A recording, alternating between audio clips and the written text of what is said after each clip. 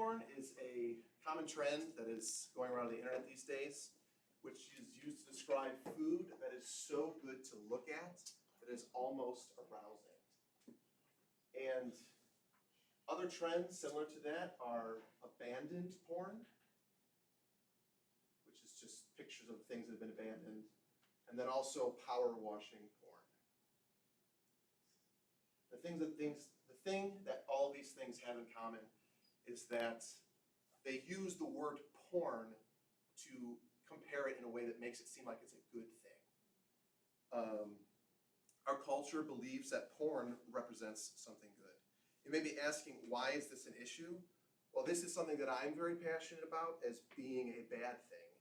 And I have done a lot of research regarding porn in the past, as well as kept up to date. And let me tell you, it's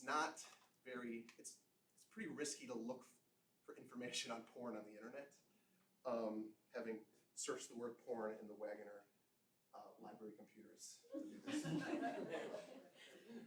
So today, according to the 2018 edition of Porn Stats published by Covenant Eyes, 90% of teens and 96% of young adults will talk about porn encouragingly to their peers, as well as, you may be thinking, like, at a Christian school, how does this relate to us? Well, the same publication tells us that 1 in 5 youth pastors use porn on a regular basis, and 1 in 7 senior pastors. And 1 in 3 Americans use it at least once a month, and 55% of adults 25 and older think that there's nothing wrong with porn.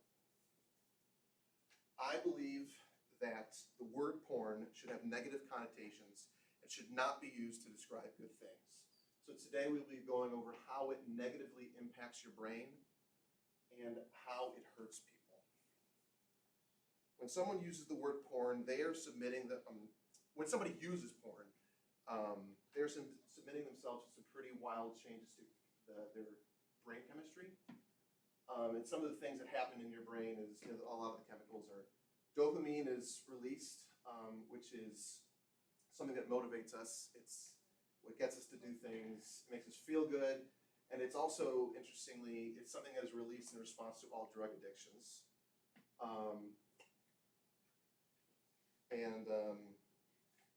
For men, testosterone is also released when watching porn, which what you might not realize is it actually makes you have a weaker self-control to sexual temptation. Oxytocin, vasopressin are both released. That's the drug or the chemical that gives you emotional attachment to things. It's the same chemical that's released when you hold a newborn baby. So something that is meant to help you be more emotionally attached to a partner is now being used to help you be attached to a computer screen. And endogenous opiates, it's literally just a naturally produced opium in response to porn. And then serotonin, this is what happens in sexual release, so after you're finished. And this brings calm and relaxation, which can make you feel,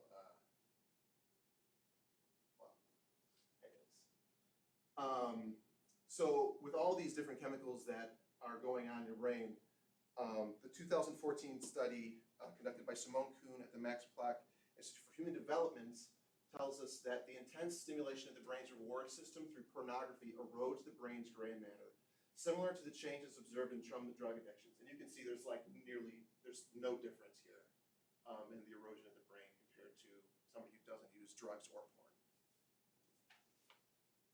And then also, according to the 2013 book, Porn Circuit by Sam Black, there's also this thing where you go through called the shame cycle, which is where you feel bad after watching porn, and the chemicals that are produced, you become kind of addicted to it, and the only way to alleviate it is to watch porn again.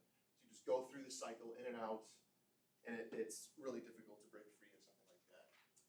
So now that we have talked about how it hurts your brain, let's also talk about how it hurts those around you. Porn is all about self-gratification with little regard to loved ones. And according to Dolph Zillman in the 2000 Journal of Adolescent Health, he explains how porn hurts relationships by showing that it has diminished trust between intimate couples. You're more likely to be cynical about love and the need for affection between sexual partners. There is a lack of attraction to family and child raising. and there is an increased chance of divorce, and this is a big one. 56% of all divorces involve one party abusing pornographic websites. And then also, according to a 2015 book, Your Brain on Porn by Luke Gilkerson, he talks about a study in which a ton of people were given access to different degrees of pornography, different levels, and they were asked all kinds of questions. And one thing that I found very interesting was when they were asked if they supported women's rights, those who were exposed to a massive amount of pornography were severely less likely to, be in support of women. Just again, showing how pornography is selfish. And then one last thing is I want to talk about how porn affects human trafficking and sex trafficking, and also give some insight into what the porn industry is all about. And this is according to a 2021 article, How Porn Can Fuel Sex Trafficking, published by Fight the New Drug. And it tells the story of Girls Do Porn, which was a website where these guys would fly in amateur women, people who had no experience in porn, and they would lie to them and manipulate them into filming porn scenes that they didn't want to be a part of. So these women were raped, and their videos were posted online without their consent. This whole thing went on for 11 years with no repercussions, and millions of viewers didn't even know that what they were watching, that these women were basically being blackmailed. And because of the nature of trafficking, it is very secretive, and there's really no telling how many other industries are just like this, with women being taken advantage of. And this one company made an estimated $17 million, which is kind of sickening.